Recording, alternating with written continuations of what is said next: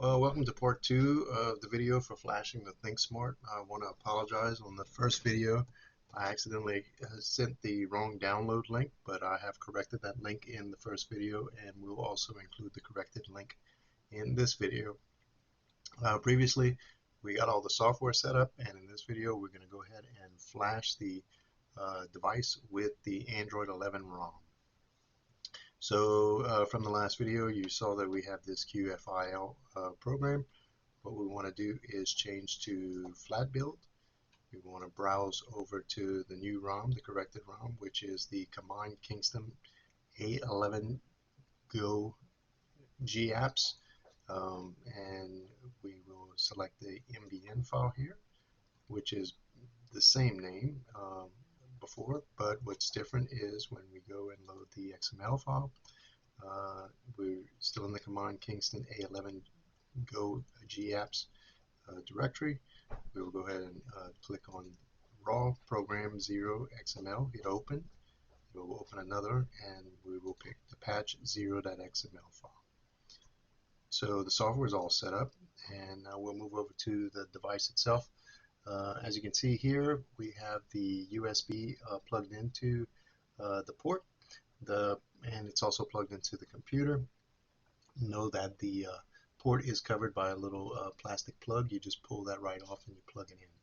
So also in the process, you want to have the ThinkSmart unplugged, and we'll hold down the two top buttons here, which are the volume up and volume down, and then we'll apply power. Unfortunately, this device is very hard to plug and unplug, so you may want to do like I'm doing, where you can control the power with a switch via a power strip, or perhaps you might need to have someone else assist you, or you may be able to do it by yourself. So at this point, we'll go ahead and put the device in the mode where we can flash by applying power. So what I'm going to do is I'll hold down these top two buttons, and I'm going to flip the switch, which will give power to the ThinkSmart device.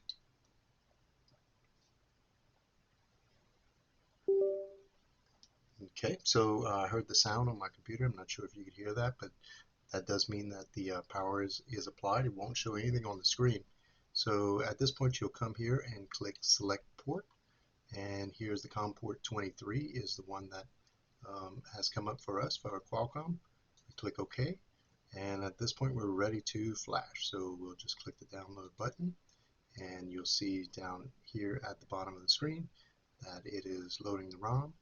And now you can see the status and the progress bar will continually move as it flashes the device over to the device. It flashes the ROM over to the device. So this will take a minute or so. I'll go ahead and pause the video and come back to you once we get to the end of the progress. Okay, so now we're back. Everything has finished. You can see that it says download succeeded, and we are now ready to proceed with the configuration of the onboard on the device itself. So here we are. The device is still on. I'm going to go ahead and turn the power off on the device, and we have to do one more step, which will require us to get into the Android bootloader. This time we're going to hold only the power up button while applying power. So I'm going to go ahead and turn the device back on with a switch, and we'll hold on and keep holding on until we see something on the screen. Still holding on to the power button, and now we can let go. So this is the Android recovery. We want to go up to this item that says wipe data factory reset. You do that, you move up and down by using the volume up button. It will move. If you pass it up, you can just keep pressing it. And when you get to wipe data factory reset, you want to press the volume down as the enter, and then it'll say, are you sure?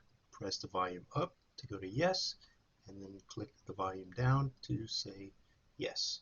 So it will now format both the data and the cache partitions, and it will set you up where it says reboot system now, We'll go ahead and press the volume down to accept that option. And now the device should start to boot with the new ROM installed. We'll sit here for a minute or so and watch the device boot. You will know that things are working correctly when you see the Disney ducks show up in their car, and at that point we just have to continue to wait. The first boot does take a bit longer than the next boots will, but we'll sit here, and as you can see, the car with the ducks is showing, and I'll go ahead and pause again so that you don't have to sit and wait for the device to come up. So here we are again. We're at the start screen of the ROM. We can unplug the USB cable, and if you like, you can flip this thing back to a easier position to work with, and you then go through the process of setting up all the configurations, your Wi-Fi, and your Google account. I'll go ahead and do that off camera.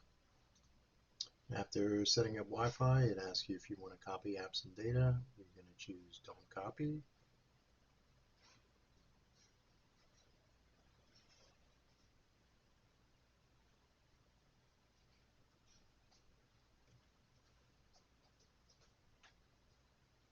And here you will want to sign in with your Google account. I'll go ahead and pause the video again while I enter my credentials.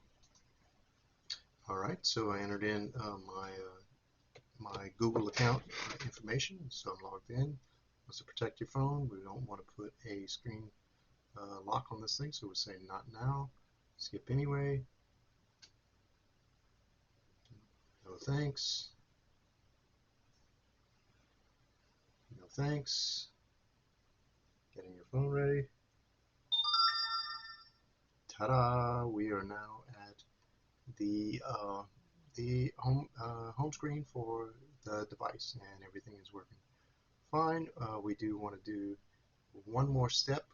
If you've noticed that the keyboard is way too large, we need to put the device into developer mode and change the scaling of the text. So we'll do this by going to the settings. Let's see, settings, and then you go to, I can never remember this, I think it is go to software information.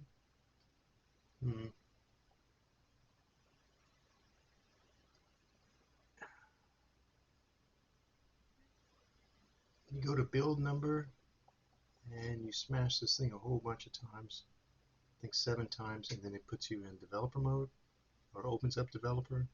We'll go back, and then we can go to system,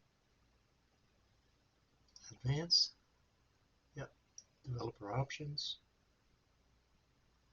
and then we want to scroll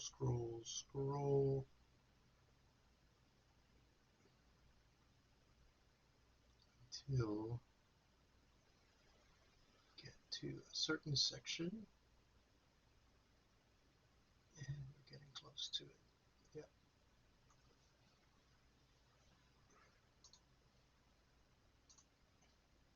So it's the smallest width, and we want to set that to 600. See how this is huge? Let's see. Oops. So we need to go ahead and back all the way out and type 600. That's a 6,000. 600, and say OK. And at this point, now we can see things a lot better. You see this made it smaller, and now when you look at it, I guess it's hard to see because of the way I've angled this, but as you can see now, the keyboard will fit on the screen a lot better than it was before. And then finally we want to install Webview. So I open up the Play Store. I know you can't see. I typed in Webview System Android. And we want to pick Android System Webview.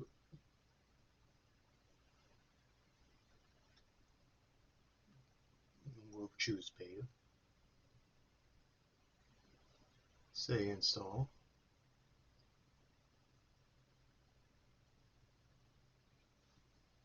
This will download and install the new Webview. And this is important as some of the views that we use with View Assist require the updated Webview beta. So you can just say OK. Android beta is not the system's selected Webview provider. We say change provider. And then we'll choose the, can't see still, we'll choose the second option where this one was allowing us to use the Webview that we just downloaded in place of the stock one. So that's it for the video. There's other videos coming with configuration of the View Assist portion, but this will get you the ThinkSmart up and running as a tablet, and you can then install whatever you like from the web store, and the Play Store, and we can proceed with the View Assist installation at this point, and you can also install any other apps that you may want to use on this tablet. Hope you enjoyed the video. See all the links in the description for the updated ROM files, and a link to the previous video if you're finding this video as the first that you've seen. Thanks again.